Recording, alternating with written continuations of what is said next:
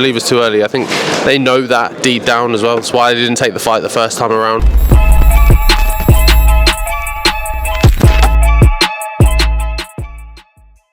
This is Jonathan Agger, 5th Pro Boxing Fans, joined by Fabio Wardley. Fabio, we've just done the press conference. Frazer Clarke goes down Sunday at the O2. You're feeling relaxed? You're feeling excited? You just said Frazer Clarke goes down Sunday. Is that your prediction for the fight? Absolutely not. I predicted draw.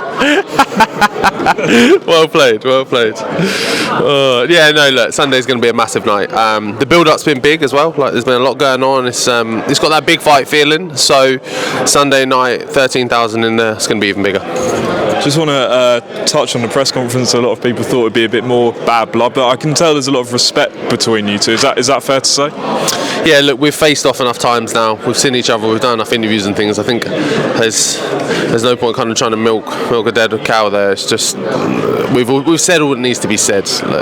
There was some animosity. There was some bits going on there that we will settle on Sunday night. But in terms of verbalising it and saying it outwardly, I think we're both past that now. What will Frazer Clarke learn about Fabio Wardley Sunday night that maybe he doesn't know, or he thinks he doesn't know going into this? He's going to learn that I'm the real deal. The betting favourite is on me for a reason. That most people are picking me for a reason because I'm proven and I turn up on them big occasions and on them big nights. Which particular fight in your career maybe have you learnt the most in, and going into this fight with Frazer? Probably the Eric Molina fight. I've learned the most. I took a big shot, had to fight my way out of it. I was not struggling in that fight, but I was really to try and pin down someone who was so elusive and wasn't really getting stuck in. It was difficult for me to try and get stuck into that and figure out a right way to do it without getting caught in things. So there was a lot I had to figure out in that fight. You said in the gloves are off that Frazer's the last guy you want to beat before moving up to the next level. Why do you need to fight him before moving up, or was this just made sense to fight a British rival? Yeah, look, I don't need to fight him. Ultimately, it's my choice.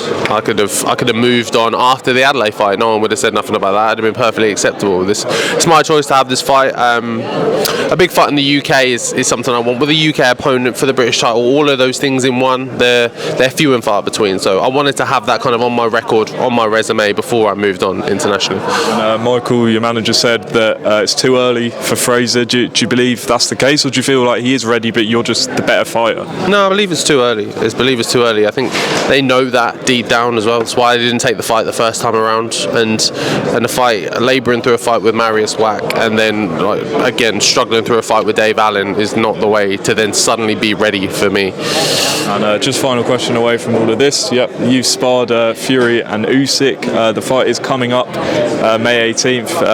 How do you break it down, having been in the ring with both?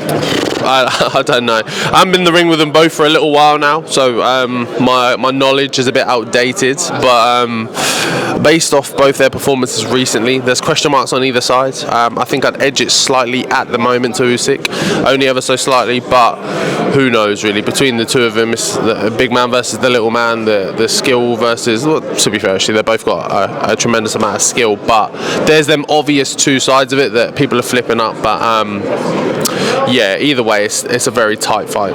Finally, has AJ given you any advice going into this fight, or has he kind of stayed out of the way given his relationship with Frazer? No, AJ's a good guy. He's respectful. He stayed entirely out of the way. He just said, look, it's a good fight. It'll be great to see it, and like, best to the winner, and the loser can go again. Frazer, Fabio. Twice today. Might cut that bit out. Cut this. Fabio, I'm out of here. Appreciate your time. Cheers, man. I'm gonna check my DMs. It's just people from Ipswich threatening to give me a good booting. They're Fabio's Birmingham accounts. Yeah. It's all me. I've got about 18 different accounts. Some crazy guy last night. I don't even know who he was. He was bizarre. He had something to do with alloys. He was having a rant down the camera at me. But yeah, I won't be going there anytime soon.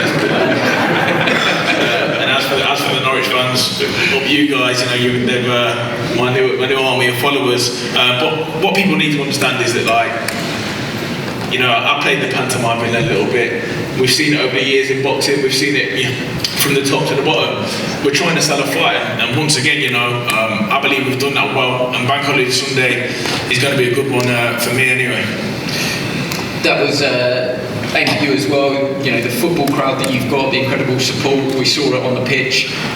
It's probably a good pressure. We talk about good pressures and bad pressure. That must be a great pressure to have Ipswich behind you. And I don't know if you see the story. Frazer made some friends with a local scaffolding company out on his run with Ipswich Scaffolding, who gave him a bit of stick whilst he was out running. So you've obviously done a good job there. A bit of stick. I've never run so fast. About 5 geezers trying to chase me with scaffold poles. Yeah, look, my hometown are great for getting behind one of their own. They love and support you. They want to see you do well, and even from the early days, even before I was on big stages like this and headlining the O2 and whatever, even when I was doing small hall shows and fighting where there was a couple of hundred people and stuff, they were always, the town itself was always behind me, always supporting me, and it's fantastic that I'm able to bring Ipswich, put it on the map and bring it to a stage, a global stage like Sky, like Boxer, put it on the main event at the O2 Arena as well, and just kind of, it almost feels like a bit of a give back of like, thank you for them early years of support, and here's our little moment as well. So the O2 Arena on Sunday night is going to be blue and white. We'll give you two a bit of a rest, bringing the wider teams. Ben Sean first.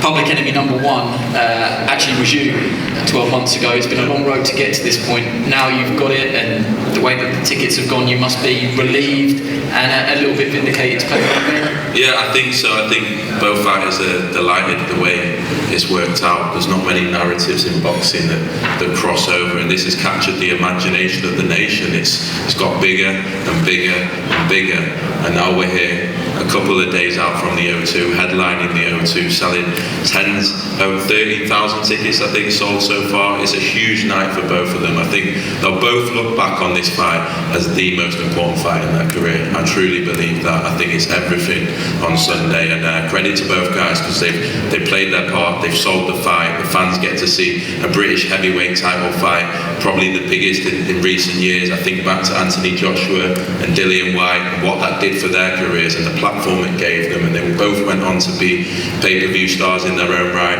Both these guys have that potential, and both these guys are desperate to win on Sunday, and yeah, a huge night for British boxing. I'm delighted to be part of it. We've had bad blood, albeit some of it tongue-in-cheek, through the build-up, and today I don't think people should get it twisted yet. There's a hell of a lot of respect between the two, but are you expecting once that first bell goes that respect is out the window? Yeah, I think so. Look, certainly from our side, you know, Frazer's the Olympian. Frazer's the one that has the chance to become the fastest ever British heavyweight champion. I think people forget that. He's moved extremely quickly. He wants to prove a lot of people wrong.